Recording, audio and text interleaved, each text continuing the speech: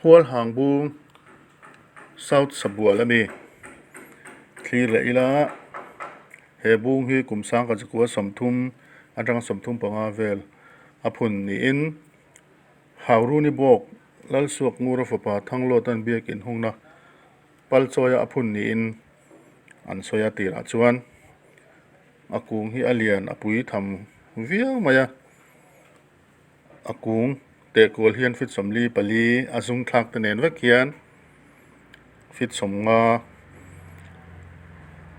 o azung thak tanen te kol hian fit za somthum panga borvel ani asan zong hi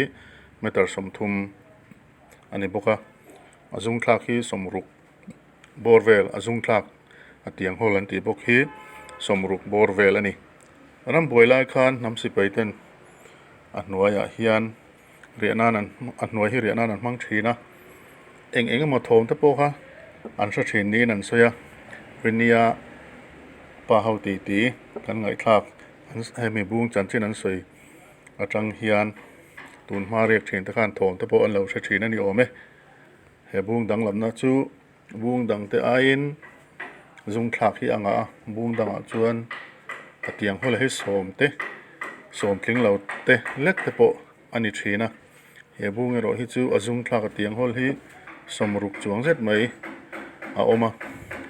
apui khop mai lian tha khop mai South Sabual he hual hang bung omna hi sote ek bulatang son kal thak theya kal kong athui lawa anuam a tin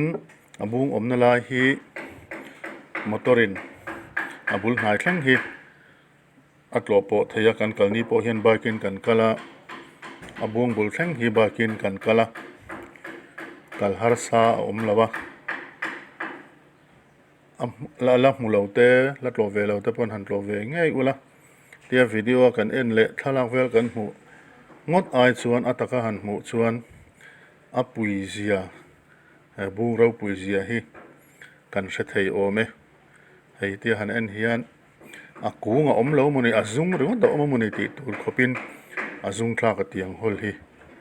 atama in mu ve nge tan ka I ta ka du sapui khop mai cheu hual hang bung South Sabual bung hi